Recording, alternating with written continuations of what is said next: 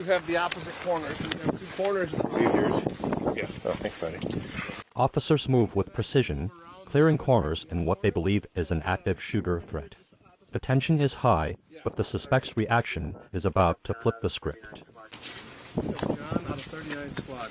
Yeah, we should put up front. 44, who's the next one up? Hey, Moop, can you run up and grab him? 26. I'm just pulling up. No. I told Susie to get back. Grease somewhere. Kick the ambulance and everybody else loose. She's there. She's the supervisor out there. So. Okay. So put the equipment back in the very. Where's Staley? Staley around here? What's up, Penny? You, I mean, just put yourself on the crime scene long and stay warm. It was all up. There was a dog in there, so it was all up. So we ended up treating this like an active shooter. So I'm like, no gun. I was like, let's go. So we ran inside. We actually met him being escorted out by his staff. Really? And right in the hallway, just like, custody.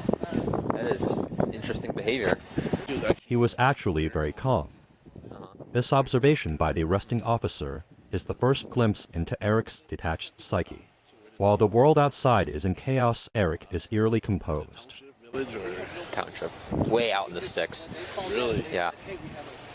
What township is that? So it wasn't that far out in the sticks. You didn't have to go into Fremont to come back down. I just saw you at a Fremont address. But basically you just take Winchester all the way out. You go, wait, is it low or is it out? Yeah.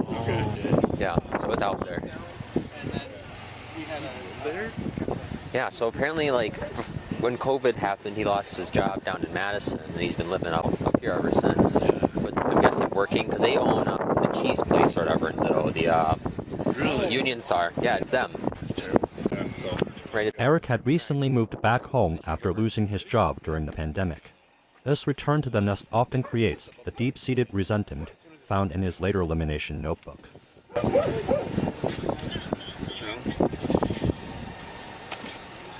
You want to put yours on, Yep. and then we'll move mine out. It'll be easier. We just take it off at a time. Yeah. What's your name again, sir? Eric. You're Eric? Okay. Alright, so we're going to keep your palms facing inward, alright? You gotta keep your wrists turned like this. It's gonna be uncomfortable, I know, but if you don't, then the cuffs are gonna move around on you, and then it's gonna be really uncomfortable. Alright, I know my partner in brown here already searched you. Do you have anything else on you? Eric responds with no, sir, and I believe so. This polite compliance is a jarring contrast to the brutal scene left behind at the Metzig residence.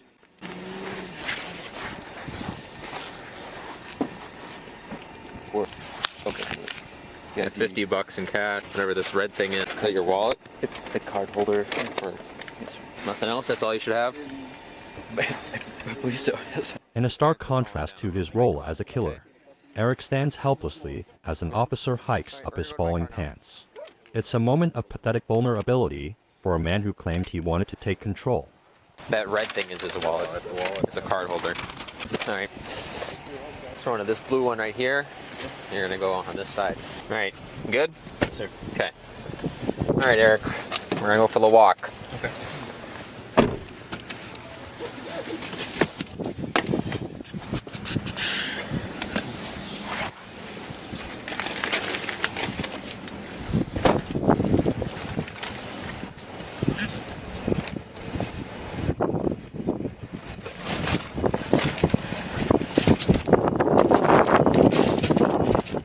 Keep walking. You're gonna follow these gentlemen. Right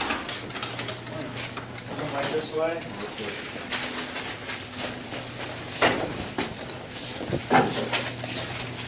You can have a seat.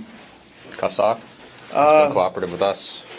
Won't you just hold on a second? Have them take a seat if you can.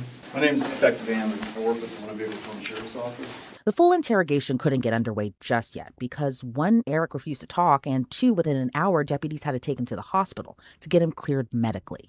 So have you seen a doctor or a psychiatrist or anything? Is this, This is just questions that we're asking you for the jail, because the jail's going to ask you these questions too. okay. So for the booking form, they're going to ask you the same things. It'll just be a minute. There's only one phlebotomist here today, so she's doing other things. So That's fine. I just want to know what's, like, in terms of my own, say, what my rights are. In terms Are of, you like, going so- to withdraw from anything, or is there going to be a medical emergency in the jail if you're not Okay. telling us what your medical conditions are? That's what we're trying to prevent. There will not be any medical emergencies. Okay. There are things that do significantly help me, like taking Are you prescribed it? no. Okay, I was asking because what are you prescribed? That's what I understand. That could help you out, and you're kind of like self-medicating with that. But that's what we got. What we need on the booking form is like what you are prescribed.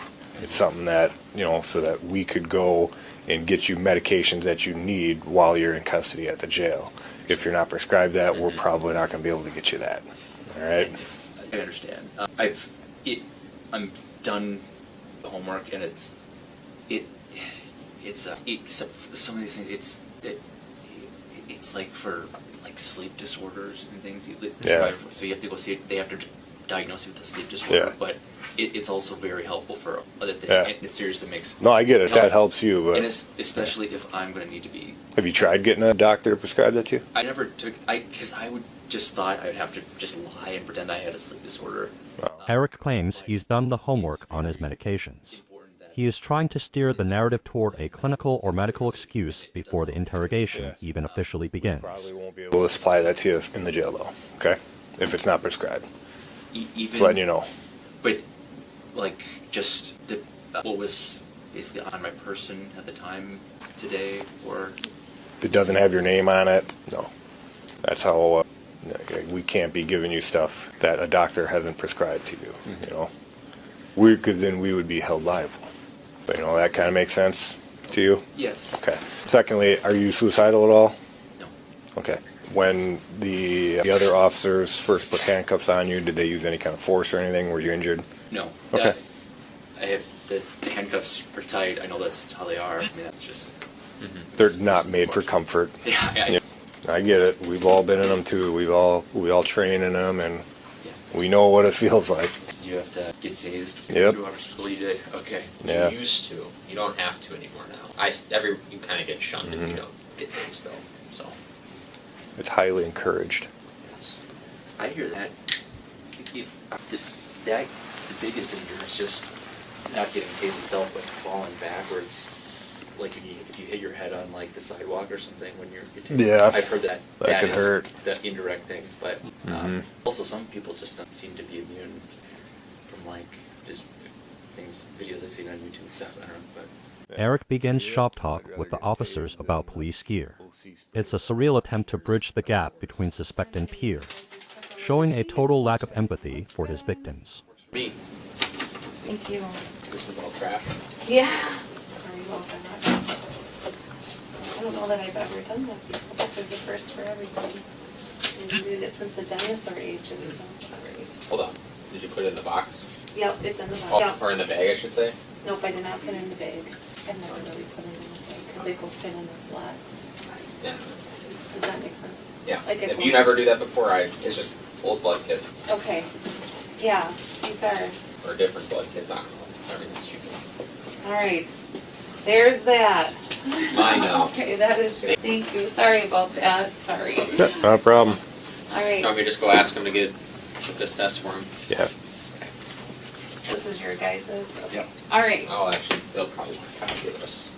Or you got your employer. Thank you. Thank you. Have a good day. You too. We got his blood in the kit, and then on the warrant it also says urine.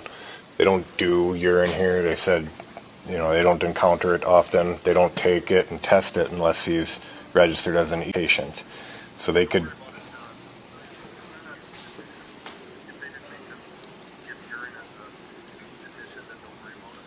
All right, so we don't need to collect it then. Sounds good. He's got nothing really for medical clearance that he needs it. All right. Sounds good. Yep, thank you. Bye. We good? Don't want it? Alright. Yeah, I guess it was just in case he was admitted or getting clearance.